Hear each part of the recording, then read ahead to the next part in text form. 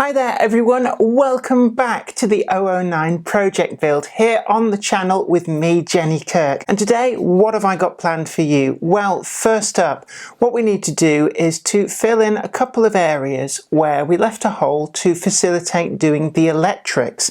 Now that's all done and tested, that was in part 3 of the video. So we're going to be just filling those in with the last few offcuts of shaper sheet.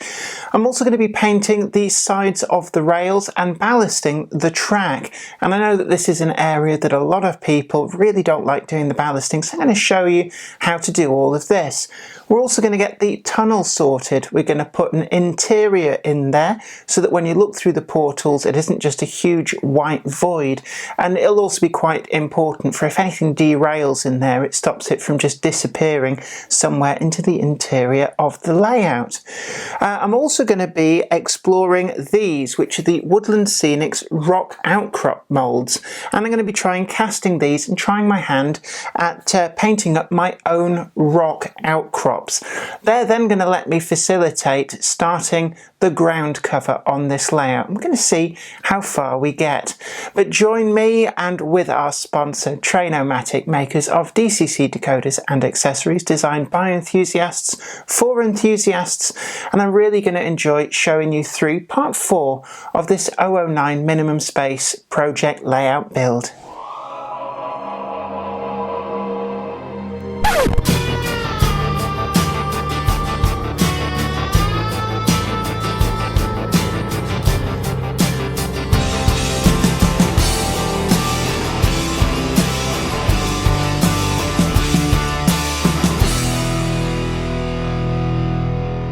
We've stepped down into the utility room, and this is because this might get a little bit messy, and we're going to first up get the rock molds prepared. So we're going to mix up a batch of plaster.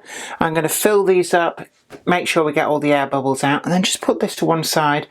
It says on the instructions about 40 minutes, maybe a little bit more, just to dry and go completely hard. So if we set this off now, we can get on with the rest of the build, and when we come back and need these, they'll be ready to go. So first up, we've got our rock mold. Woodland Scenics sell a range of these, so you can get different types and styles of rocks. And these are exactly the same as their range of ready rocks, but it means that you can just make as many as you want for quite a lot less. And if you're happy to paint them, then that's brilliant. And as you can see, it's like a rubber material. We're going to start out with lightweight hydrocal plaster, again from the Woodland Scenics range. And this is a new box, so we're going to open this up, and I'm going to mix up an amount of this.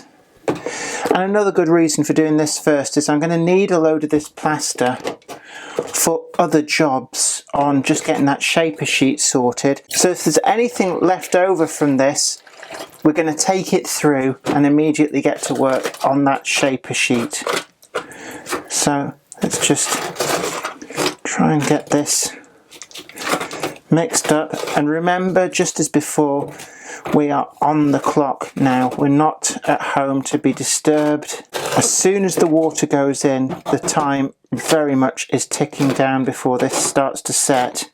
I think that we're now at a point where we've got the consistency just right, so we just need to make sure all of the plaster that was around the edges of the mixing bowl have been adequately mixed up, and we've got a texture that's a bit like whipped cream. We need to just wet down the mould, and this also has a little bit of washing up liquid on here as well. And then we're going to just start to fill up all of the bits in the mould. I think this might just be enough. Smooth all this out. I would tap the mould. The idea behind this is it's just like you do with concrete. Tapping the mould just brings the air bubbles up to the surface and settles the material right down into all of the areas that we need it to go into. This can be left to set, and we're going to go off. I'm going to make use of this on the rest of the model. This is the area that I left open before because it just made for a much easier way of accessing the electrics when we were doing that. So I've got some of the last of the shaper sheet, and you can see that you can peel back the bandage layer quite readily, and I've just pinned down the foil back seam, and this just helps to force it into the right shape. And I'm then going to just get right down and dirty into there, and now we just work that plaster into the bandage layer. Try not to get it on the track.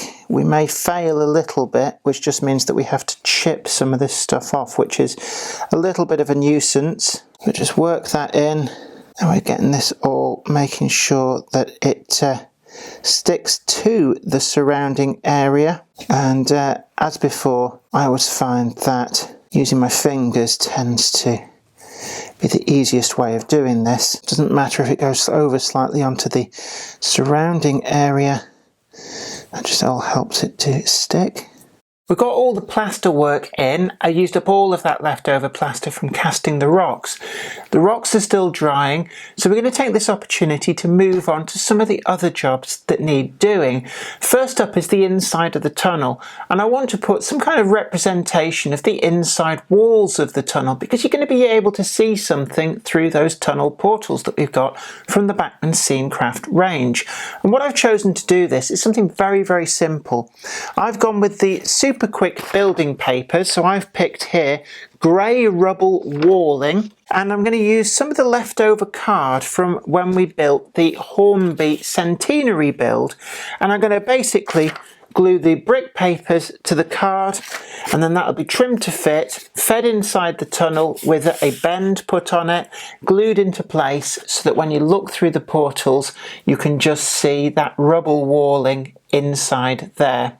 I'm also going to make sure that we can access the inside of the tunnel later on, and I'm going to do that by cutting a hole through the polystyrene at the edge, so you'll be able to get your hand in to retrieve any rolling stock that derails. But we can do that later on. So I'm going to get to it, and I'm going to glue up my inside walling, trim it to fit, and get it fitted in there. First things first, I've already trimmed the edges of this super quick walling sheet, and I'm just going to glue it to that piece of card.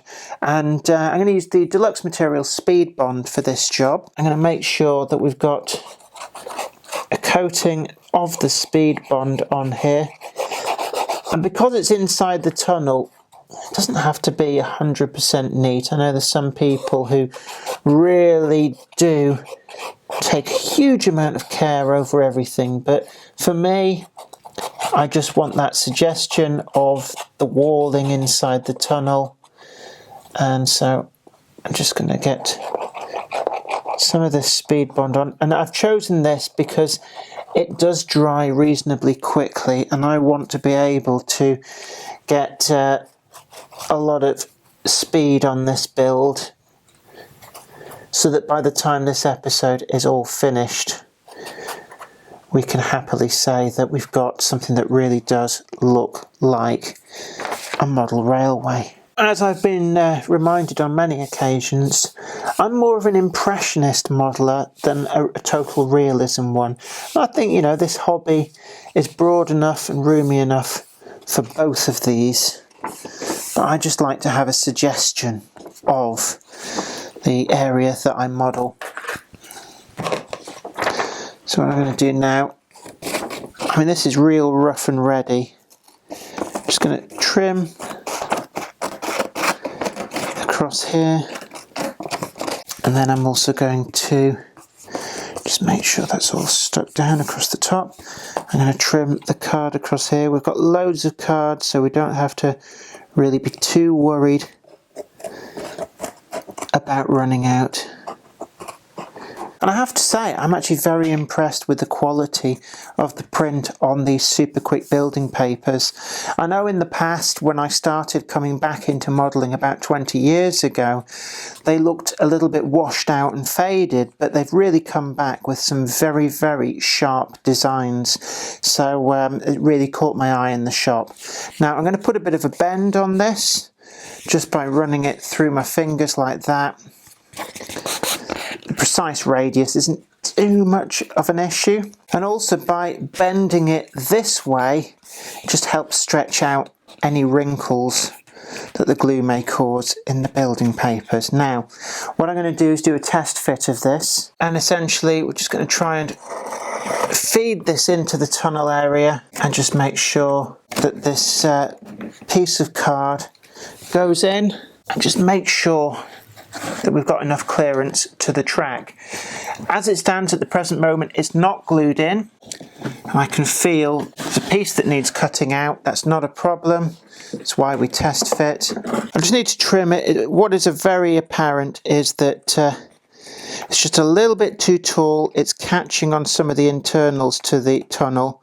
So I'm just literally going to hack off a length of this, roughly following the pattern on the brickwork. And doing that after I've glued the full sheet on, it just makes it a little bit easier. We're just rough and ready. These building papers are quite cheap and plentiful. So I'm going to try it again, and I can feel already that this is actually fitting in quite nicely. Much, much better. So what I can do is bend it to fit the contour, and then I'm going to glue that in, and I'm going to rinse and repeat for the other side. And I also want to glue into place the slate cottage, so that when we do the scenery, we can build in around it, make it feel like it's really bedded in rather than sat on top of the scenery, and this will really start to come together.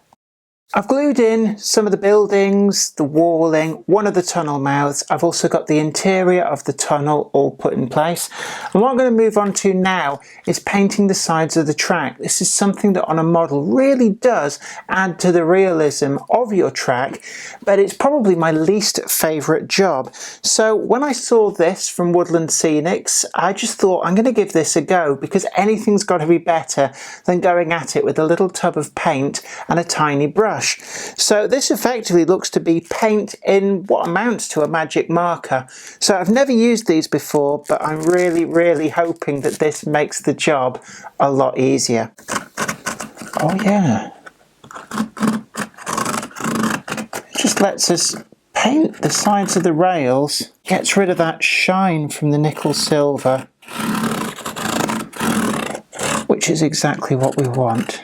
And then also, just to make sure we get it from all viewing angles, paint the insides as well. Once this is dry, we can come back and we'll clean the tops of the rail with a rail cleaning rubber. And yeah, boy, does this make the job a lot easier than methods I've used in the past. So, can I recommend this product? Definitely. I've used some of the Woodland Scenics pre-impregnated plaster cloth bandage to build up the terrain around the tunnel mouth scene, and it's really gone together quite well. And the aim of this is to make it look like the railway tunnelled into a landscape that was already there, rather than looking like a landscape that was built around a model railway. And I think that we've actually done that quite well, matching some of the contours, so this looks like it was hewn out by hand by navvies in the 19th century, and that is exactly the look that we're going for. One of the good things that I like about this plaster bandage is that it's effectively glued the tunnel mouth and the water tower all into the scene, so they're not going anywhere. So we're going to give all that a chance to dry, and the final task for today's build is going to be the ballasting. So I know a lot of you guys really don't enjoy ballasting, but I'm going to show you just how easy and therapeutic it can be.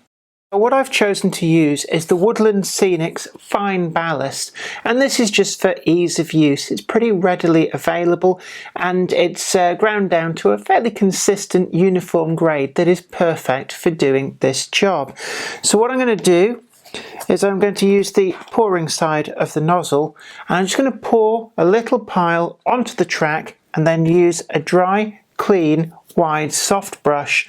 We're just going to work that ballast along and get it evenly spread where we want it. Once we're in that position, what I'm going to do is mix up some diluted PVA and water, and that is going to be the glue that we syringe on. This is a fairly standard way of doing ballast, but it'll all go together pretty quickly and easily, and then we can just leave that to dry. So we've done the ballast, we've got the diluted PVA on there, and it's really starting to come together. I'm pretty pleased with the results, and now it's just simply a case of letting all of this dry. Once it's dry, we can clean the top surface of the track and get trains running again, and then it's time to move on to the scenery and some of those really fun things that are really going to make this come together. But until next time, this is me, Jenny Kirk, saying I hope you really enjoyed this build. It's been great fun showing you all the different process of this. If you like it, don't forget to share, like and subscribe, and you too can also support the channel if you wish to, if you head on over to Patreon. But until next time, this is me, Jenny Kirk, saying you take great care of yourself, stay safe and happy modelling. Bye for now. Today's video is sponsored by Train-O-Matic, makers of DCC decoders designed to be fully compatible with every manufacturer's locomotive. Visit train-o-matic.com to browse the full range and see what they've got suitable for you. I'd like to send out a huge thanks to everybody who supports me on Patreon, and an extra special huge thanks goes out to Anthony Kidson, Michael Churchwood, Anthony Hunt, William Wade, Wayne Johns, Offshore Allen, oorail.co.uk, Tepic, Michael Lockie, Helen Sink, Peter Bolton, Brian Smith, Brian and Dorothy Mudd, Gary Lewis, David Quinn, Trish Bits, Sparky 107107, George Botterini, Andy Finch, Chris Moss, Robert Sears, MD of San Juan Model Company and Grant Line Products, Sam Yates, and Dale Williams. Thank you. Without you guys, I couldn't do this.